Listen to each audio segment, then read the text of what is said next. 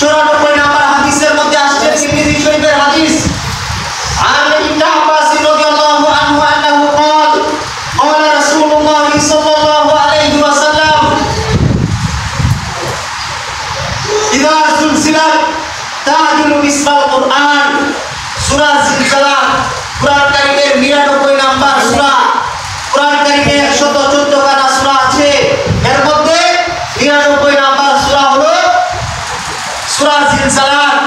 ইযা যুলজিলাতিল আরদু জিলজালাহা ওয়া আখরাজাতিল আরদু আথকালাহা, এই সূরাটাকে আল্লাহ রাসূল নিসফুল কুরআন এর সমান সূরা দিয়েছে।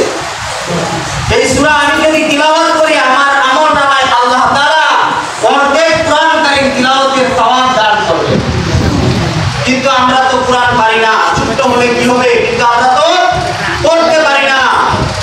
সূরা কাফিরুন, কুল ইয়া আইয়ুহাল কাফিরুন, এরপর আল্লাহ রাসূল সাল্লাল্লাহু আলাইহি ওয়াসাল্লাম বলেন কুল ইয়া আইয়ুহাল কাফিরুন তা'দিলু রুবুআল কুরআন।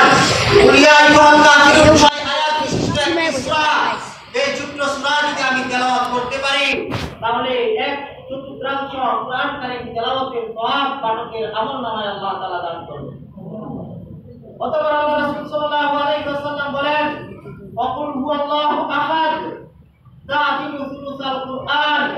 সূরা ইখলাস, কুল হুয়াল্লাহু আহাদ 4 আয়াত বিশিষ্ট সূরা।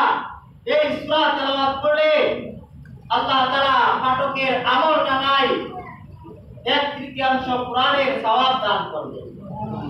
এজন্য উলামায়ে কেরাম বলেন সূরা ইখলাস 3 বার পাঠ করলে পাঠককে এক কদম কুরআন কারীম তেলাওয়াতের সওয়াব দেওয়া হবে।